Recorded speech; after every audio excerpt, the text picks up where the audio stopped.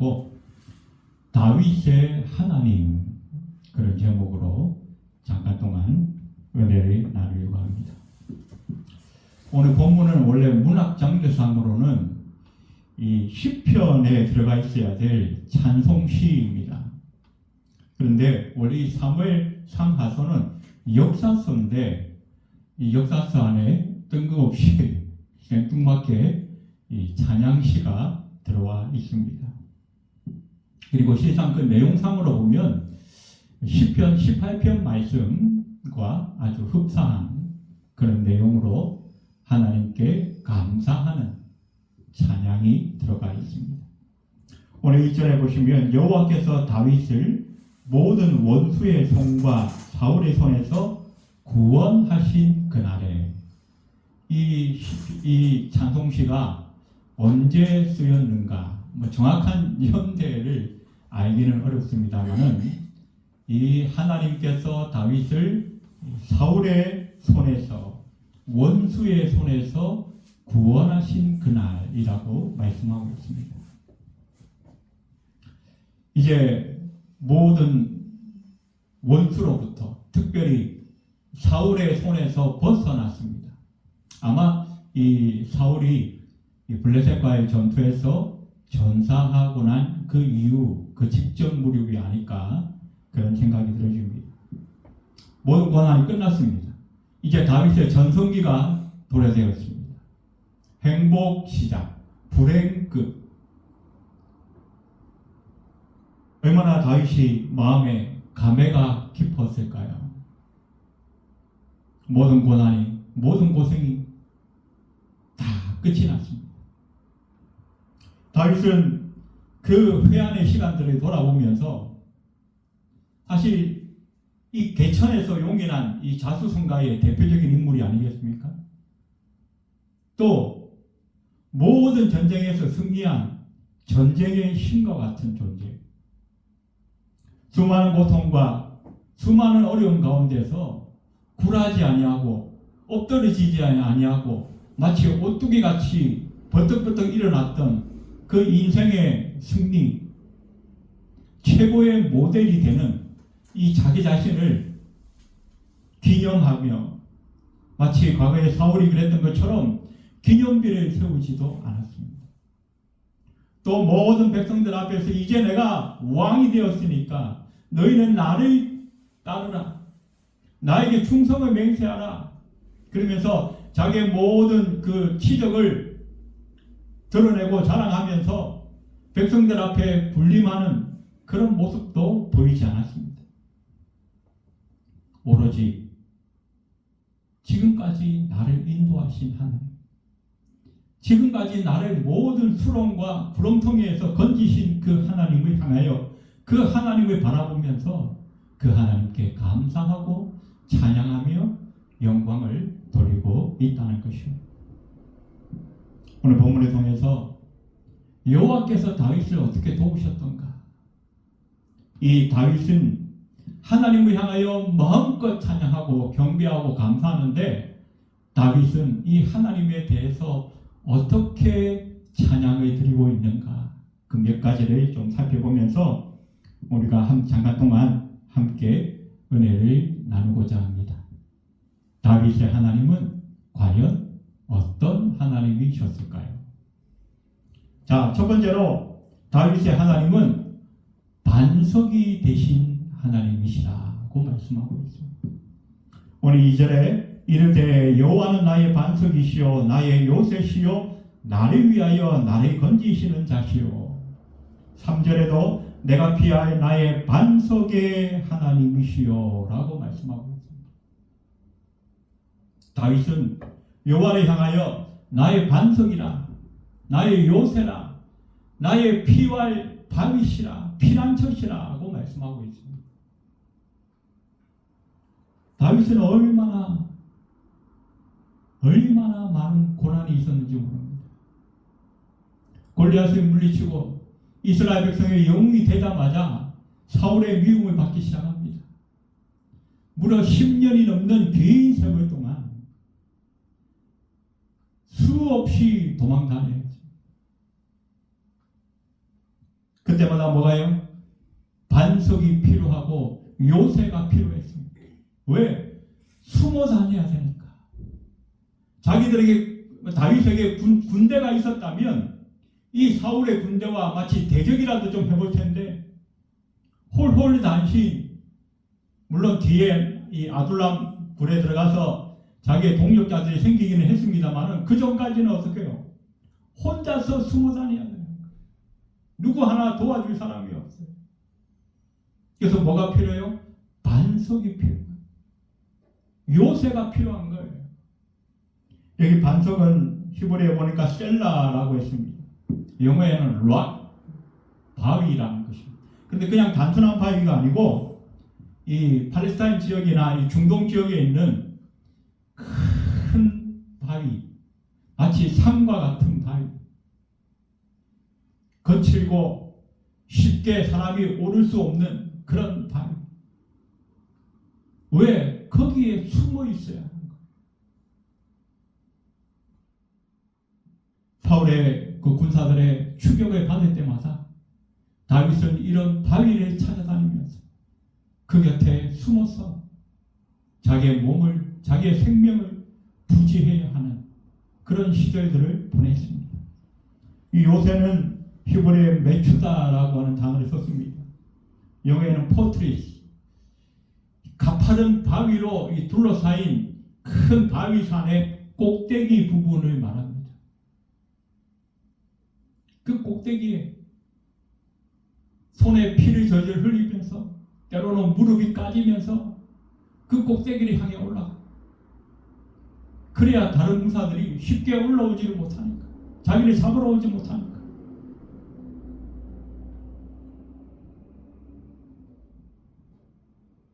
감사하게도 그 팔레스타인 땅 곳곳에 이런 반석이 있고 요새가 있어서 다윗은 자기의 목숨을 구제할 수 있었고 자기의 생명을 사울의 그 군대에 빼앗기지 않을 수 있었던 것입니다. 이제 그 모든 고생의 시절이 지나가면서 그때는 그 반석 때문에, 그 요새 때문에 자기가 살아남은 줄 알았는데 지나고 나서 보니까 하나님이 나의 반석이 되어주셨구나, 하나님이 나의 요새가 되어주셨구나, 그것을 생각하게 된 것이죠. 바로 그 하나님께서 다윗의 반석이 되어주시고 다윗의 피할 요새가 되어주셔서 모든 사울의 그 추격하는 그 군대들로부터, 수많은 원수들로부터 이 다윗을 지키시고 도우시고 보호하시고 그 생명을 보존하게 도와주신 분이시라는 것을 다윗은 오늘 고백을 하고 있습니다. 다윗은 또한 그 하나님께서 자기의 방패가 되어주셨다라고 고백합니다. 이 적들이 때로는 화살을 쏘기도 하고 때로는 창을 던지기도 하고 때로는 칼로, 가까이 있을 때는 칼로 치려 하고, 그때마다 뭐가 있었어? 방패가, 이 방패가 화살을 막아주고 창을 막아주고 칼을 막아주는 것처럼 하나님께서 친히 다윗의 방패가 되어주셨어요. 궁극적으로 다윗을 구원하시는 구원의 뿔이 되어주셨다라고 성경은 말씀하고 있습니다. 그래서 광야를 전전하면서 먹을 것도 없고 마실 것도 없고 그런 정말 생명을 하루하루 부지하기에 급급한 그런 광야 생활을 하면서도 다윗은 때로는 육체적으로 또 때로는 영적으로 하나님의 그 피난처 안에서 진정한 안식을 누릴 수 있었다. 그래서 우리가 진정으로 이 세상에 살면서 우리가 정말로 평안함을 느낀다는 것, 정말로 우리가 마음의 평안을 누린다는 것은 이 세상의 환경이 좌지우지하는 것이 아니라는 것을 오늘 우리는 다윗의 고백을 통해서 또한 알게 됩니다. 사람들이 이 세상에 사는 게 너무나 힘들다, 어렵다 말합니다. 사실 세상이 그렇죠. 이 악한 사탄 마귀가 얼마나 이 사람들의 마음을 장난질하고 있지 않습니까? 욕심을 불어넣고 유혹을 불어넣고 때로는 그 욕심 때문에 서로 해치고 서로 죽이기까지 하는 그런 험악한 세상에 우리가 살아갑니다. 그러다 보니까 우리를 막아줄, 우리를 보호해줄 그 무엇인가가 필요하다는 거예요. 사람들은 돈을 의지합니다. 권력이 있으면 감히 남들이 나를 해치지 못하겠지라고 생각합니다. 내가 많이 배우고 특별한 능력을 가지면 내가 좀 행복하게 살 수 있겠지. 그러나 그것들은 제한적일 수밖에 없어요. 일시적일 수밖에 없어요. 정작 내가 정말 필요한 도움이 있을 때, 내가 정말 이때 내가 정말 누군가가 나를 좀 도와줘야겠다라고 생각할 때에 내가 의지했던, 내가 기대했던 그 모든 것들은 정말 나에게 도움을 줄 수 있을까에 대해서는 아무도 장담할 수 없다는 것입니다. 잠언 30장에 보니까 이 지혜자가 이 세상에 있는 미물들 가운데에 지혜로운 것 4가지가 있다라고 말합니다. 그러면서 그 중에 하나가 이 사담이라고 하는, 사반이라고 하는 아주 조그만 동물 이야기를 합니다. 제가 이 내부에 쳐보니까 이 사반은 크기는 산토끼만 한데 생긴 것은 너구리처럼 생겼어요. 그래서 강한 맹수들 사이에서 이리저리 쫓겨다니는 신세가 될 수밖에 없는 약한 동물입니다. 그런데 이 사반이 집을 짓는데 어디에 짓느냐면 큰 바위와 바위 사이에 집을 짓는다는 거예요. 거처를 마련하는 거예요. 그래서 이렇게 들판에 다니다가 강한 동물, 자기를 잡아먹으려고 해치려고 하는 동물들이 자기를 쫓아오면 빨리 자기 그 바위 사이에 있는 칩으로 속 들어가 버린다는 거죠.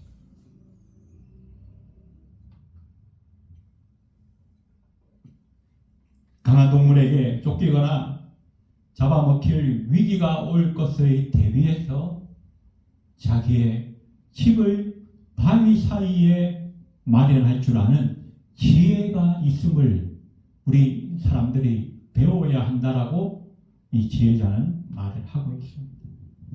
우리 인간도 연약한 존재입니다. 세상을 살면서 때로는 내가 어찌할 수 없는 위기가 닥쳐옵니다. 소리조차 지르기조차 힘든, 아무것도 할 수 없는 그 처절한 그런 위기들이 닥쳐올 때가 있습니다. 그때 우리는 어떻게 합니까? 이 사반처럼 나를 보호해 줄 수 있는 그 반석을 우리도 찾아야 합니다. 그 반석이 누굽니까? 바로 하나님이시라.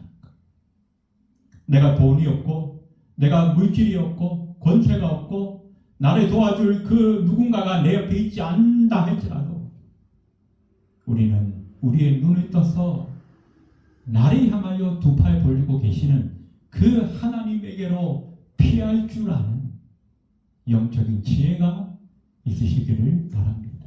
그래서 다윗이 고백한 것처럼 저와 여러분도 인생을 살면서 위기가 오고 고난이 오고 힘든 수렁에 내가 빠졌을 때에 저 하나님이라고 하는 그 반석에 내가 숨으면 적들이 나를 감히 공격할 수 없어. 그래서 그 하나님의 도우심, 그 하나님의 구원하심을 저와 여러분도 체험하고 다윗처럼 하나님은 나의 반석이요 나의 요새라고 찬양하며 감사할 수 있는 저와 여러분이 되시기를 주님의 이름으로 축원해 드립니다. 두 번째, 다윗의 하나님은 어떤 하나님이신가? 환난 가운데 부르짖는 기도를 들으시는 하나님이시라는 것입니다. 오늘 5절과 6절은 이 다윗이 당했던 그 환난과 고통을 아주 묘사하고 있는 구절들입니다. 5절에 보니까 사망의 물결이 나를 애우고 불의의 창수가 나를 두렵게 하였으며 6절에 수월의 줄이 나를 두르고 사망의 올무가 내게 이르렀도다 라고 말씀하고 있습니다. 죽음의 물결, 불의의 창수, 얼마나 이 절박한 표현인지 모릅니다. 홍수가 나서 온 마을이 쑥대밭이 되는 그런 광경들을 우리가 한 번씩 영상에서 보지 않습니까? 만약 그 물 속에 내가 들어가 있다라고 한다면 여러분 어떨까요? 아마 아무것도 보이지 않을 것 같아요. 그 절박함. 그런데 그 홍수 가운데서 그 사망의 물결 가운데서 아무것도 할 수 없는 다윗이 오직 하나 할 수 있었던 것. 그것은 바로 하나님을 향하여 부르짖는 것입니다. 하나님, 내가 죽게 되었사오니 나를 살려주십시오. 오늘 7절에 말합니다. 내가 환난 중에서 여호와께 아뢰며 나의 하나님께 아뢰었더니 그가 그의 성전에서 내 소리를 들으시며 나의 부르짖음이 그의 귀에 들렸도다. 죽음의 물결이 다윗을 덮쳤을 때 다윗은 할 수 있는 것이 아무것도 없었어요. 사울의 군대가 온 이스라엘에 퍼져서 다윗을 잡으려고 쫓아다닐 때 다윗은 아무것도 할 수가 없었어요. 다윗이 뭐 군대를 모집할 수 있겠습니까? 뭐 칼과 창을 준비할 수 있겠습니까? 그래서 다윗이 할 수 있는 게 뭐예요? 하나님께 부르짖는 것밖에 없어요. 하나님 도와주세요. 하나님 살려주세요. 그런데 너무나 감사한 것은 내가 하나님께 아뢰었더니 하나님께서 들으셨다. 하나님께서 들으셨다. 하나님께서 들으시면 다 되는 것이죠. 하나님께서 들으시면 끝난 것이죠. 이제 더 이상 뭐 할 게 없어요. 우리 인생도 마찬가지입니다. 우리는 평소에 인간관계를 잘 하려고 하면 속셈이 따로 있어요. 물론 다 그런 건 아니겠지만 내가 필요할 때 저 사람을 좀 써먹어야지. 저 사람에게 좀 도움을 받아야지. 물론 그것 자체가 뭐 나쁘다고 할 수는 없을 것입니다. 우리는 인간은 누구나 다 인생을 살면서 서로 돕고 돕는 그러면서 살아가는 인생이죠. 그런데 문제가 있어요.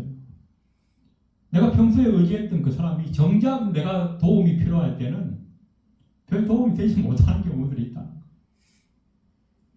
부모가 자식을 의지하는데 정작 부모에게 필요할 때는 이 자식이 도움이 되지 못할 때가 있습니다. 내 금고에 있는 내 통장의 그 잔고를 의지하는데 정작 일이 터지면 그것 가지고는 턱도 없이 부족할 때가 많습니다. 그럴 때 우리는 어떻게 해요?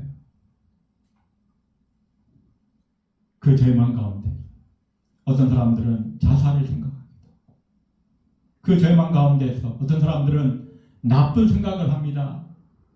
은행을 털든가 다른 사람에게 사기를 쳐서라도 내 부족한 것을 채워야겠다라고 악한 생각들을 할 경우도 있습니다. 그것이 안 되면 어떻게 해요? 그런 악한 생각을 하다가 결국 절망하고 낙심하면 이제는 세상 끝내야겠구나, 죽어야겠구나. 그러나 우리가 죽음밖에 생각나지 않는 그 절박한 순간에도 우리의 부르짖음을 들으시는 분이 있다는 것을 우리는 기억해야 합니다. 다윗은 오로지 눈앞에 보이는 게 죽음밖에 없어요. 이곳을 도망가도 저곳을 도망가도 그 사울의 손아귀에서 벗어날 수가 없어요. 오직 했으면 외국 땅으로, 이방인의 땅으로 망명까지 해서 거기서도 죽음의 위기를 만나니까 수염에 침을 묻히면서 미친 채 해가지고 도망 나오기도 하고 그렇지 않습니까? 그런데 그런 절박한 가운데서 아무것도 할 수 없어서 다윗이 오직 하나님께 부르짖었더니 하나님께서 그 기도를 들으시고 다윗을 구원하여 주셨다라고 다윗은 고백하고 있습니다. 시편 50편 15절에 보니까 우리가 잘 아는 말씀이 있습니다. 환난 날에 나를 부르라. 내가 너를 건지리니 네가 나를 영화롭게 하리라. 환난 날에 우리가 해야 할 것이 뭐가 있다고요? 하나님께 부르짖는 것밖에 할 수가 없어요. 그러면 그 하나님께서 우리를 들으시고 우리를 건지신다라고 합니다. 우리 남은 인생도 마찬가지입니다. 환난 날에 고통 가운데서 하나님께 부르짖어 하나님의 구원하심을 체험했던 다윗처럼 저와 여러분도 우리 남은 생에 환난 날이 올 때마다, 고통의 날이 올 때마다 하나님께 부르짖고 그 하나님의 구원하심을 체험하며 찬양할 수 있는 저와 여러분이 다 되시기를 주님의 이름으로 축원드립니다. 세 번째, 다윗의 하나님은 어떤 하나님이신가? 신음의 소리를 듣고 구원하시는 하나님이시라고 말씀하고 있습니다. 오늘 17절에 보니까 그가 위에서 손을 내미사 나를 붙드시며 많은 물에서 나를 건져내셨도다. 20절에도 나를 또 넓은 곳으로 인도하시고 나를 기뻐하심으로 구원하셨도다 라고 말씀합니다. 오래전에 우리 하나님은 홍해의 물을 바다를 가르셔서 이 이스라엘 백성들이 애굽에서 탈출하게 하신 하나님이십니다. 또 그 하나님은 홍해의 강을 마르게 하셔서 이스라엘 백성들이 가나안 땅으로 무사히 들어갈 수 있도록 인도하신 하나님이십니다. 그 하나님께서 오늘 본문에 보니까 이 다윗을 사망의 물길 가운데서 창수가 나고 홍수가 난 그 물결 가운데서 건지시고 구원하셨다라고 말씀하고 있습니다. 하나님은 왜 다윗을 건지셨을까요? 왜 구원하셨을까요? 하나님의 영광을 드러내기 위해서라고 하는 그런 명분이 있긴 하겠지만 궁극적으로 본다면 하나님께서 다윗을 건지신 것은 하나님께서 다윗을 사랑하셨기 때문입니다. 그래서 하나님과 다윗 관계에는 어떻게? 사랑하는 관계라는 것입니다. 사랑하는 사람이 물에 빠졌으면 어떻게 하겠어요? 건지지 않겠습니까? 그게 당연한 거 아니겠습니까? 내가 미처 수영을 못한다 할지라도 우리는 뛰어들 것입니다. 정말로 사랑하는 사람이라면. 그런데 우리 하나님은 수영을 못하셔도 어떻게 해요? 충분히 다윗을 건지실 수 있는 분이십니다. 그런데 어떻게 가만히 보고만 계시겠습니까? 당연히 건져내시죠. 그래서 이 다윗이 하나님을 향하여 오늘 뭐라고 표현했냐면 나의 하나님이라고. 우리 하나님은 나의 반석이시요 나의 요새시요 나의 피난처시요 나의 구원자시라고 고백하고 있습니다. 모세의 하나님, 요수아의 하나님이 아니라 나의 하나님이라고 고백하고 있다는 것입니다. 이 나의라고 하는 말이 뭔가 나는 하나님을 사랑한다는 고백입니다.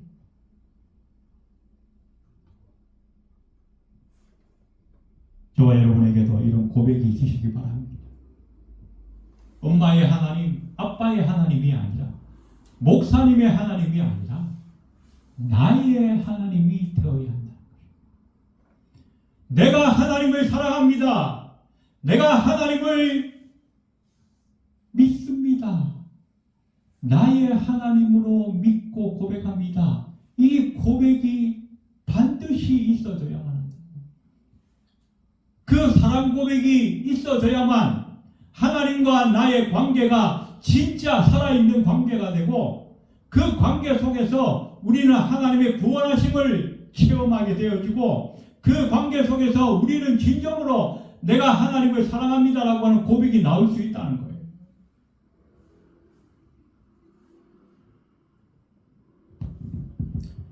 하나님에 대해서 그 기독교에서 말하는 그 신론, 조직 신학에 보면 신론이라고 하는 것이 하나님에 대한 이론이죠.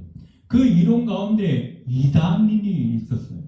뭐 여러 가지가 있습니다만 그 중에 하나가 그 데이즘, 그 이신론이라고 하는 것이 있습니다. 이신론. 이 이신론이 뭐냐면 하나님이 전능하셔서 이 천지 만물을 우주 만물을 창조하셨는데 창조하신 그 다음에는 그냥 하나님이 일일이 계획하시는 것이 아니라 자연의 그 법칙대로 돌아가도록 내버려 두셨다라는 이론입니다. 하나님은 살아계시고 전능하셔서 이 천지 만물을 창조하셨는데 그냥 창조하신 다음에는 그냥 내버려 둔다는 거예요. 만약 그게 사실이라면 성경에 나와 있는 이 시편은 없겠죠. 왜? 하나님이 우리의 삶에 일일이 개입하시는 하나님이 아니시기 때문에. 그렇다면 우리 믿음의 조상들이 하나님을 향하여 드렸던 그 모든 찬양과 그 모든 간증과 그 모든 감사는 없는 것이 되겠죠. 그리고 오늘 우리가 드리는 이 예배는 너무나 형식적이고 지루한 의식에 불과할 것입니다.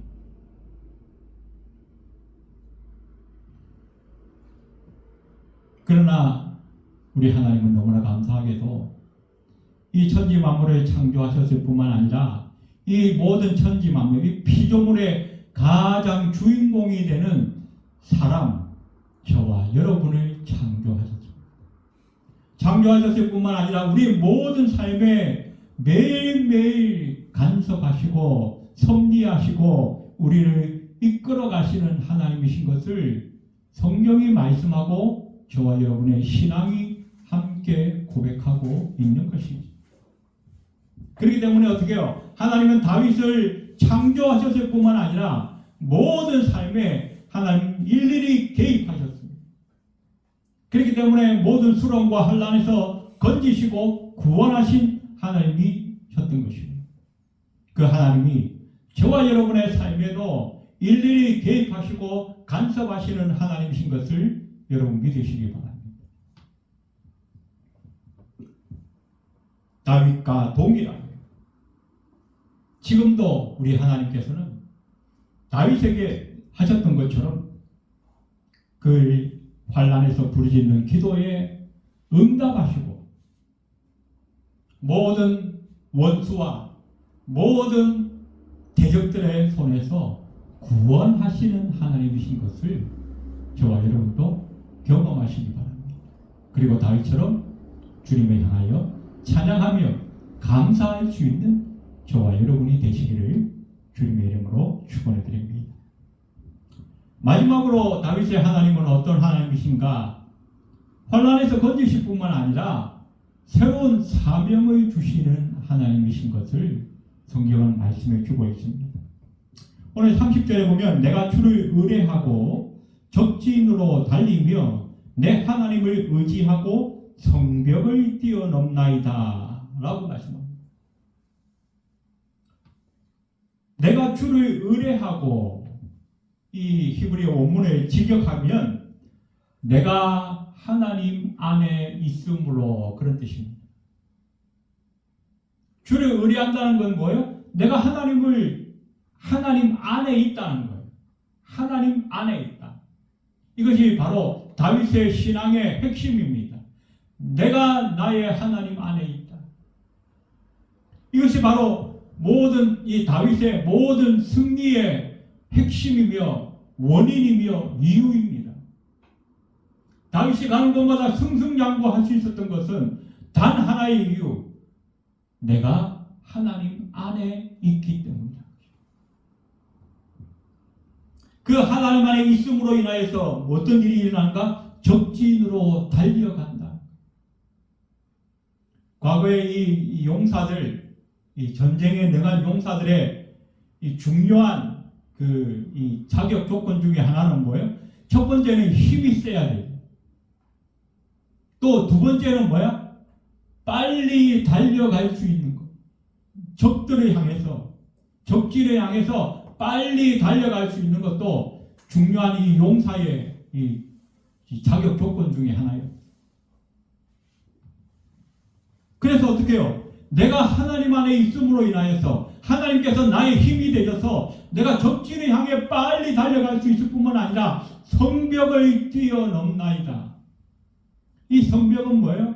이 전쟁하는 이 양쪽 진영의 최후의 마지노선이 성벽이잖아요. 성벽이 무너지면 이미 그 전쟁은 끝난 거예요. 이것은 무슨 말입니까? 다윗에게 하나님께서 완벽한 승리를 주셨다는 것입니다.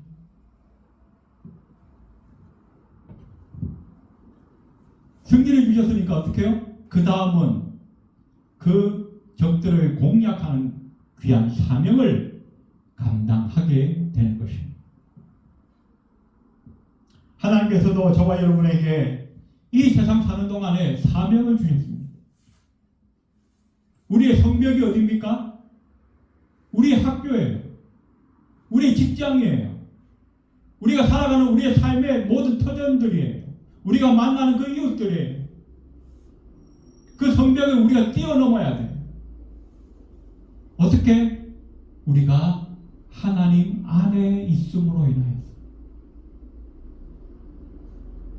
다윗처럼 그들에게 우리의 말과 행실로, 우리의 옳은 행실과 말로 그들에게 참된 빛과 소금의 역할을 감당함으로 인하여서 그들의 영혼을 하나님께로 인도할 수 있는 이 영적인 전쟁에서 우리가 승리를 얻어낼 수 있어야 한다는 것입니다. 이사야 40장 31절 우리가 잘 아는 말씀이죠. 오직 여호와를 앙망하는 자는 새 힘을 얻으리니 독수리가 나에게 치며 올라감 같을 것이라고 말씀합니다. 그런데 이전 성경에 제가 읽어드렸던 그 구절 앞에 보면 뭐가 있냐면 소년이라도 넘어지며 장정이라도 자빠지되라고 하는 구절이 있습니다. 소년과 장정은 최고로 힘이 세고 용맹하고 아주 빨리 달릴 수 있는 그런 사람들 아닙니까? 그런 사람들이 넘어지고 자빠져요. 왜? 사람의 힘이라고 하는 것은 한계가 있을 수밖에 없기 때문에. 그러나 어떻게 해요? 그 한계점에 이르렀다 할지라도 여호와를 앙망하는 자, 다시 말하면 하나님 안에 있는 자는 어떻게 해요? 새 힘을 얻는다는 것입니다. 하나님이 주시는 새 힘을 얻을 때에 어떻게 되나? 독수리에 날개치며 솟아오름같이 우리의 사명을 향해서 달려가게 되는 줄로 믿습니다.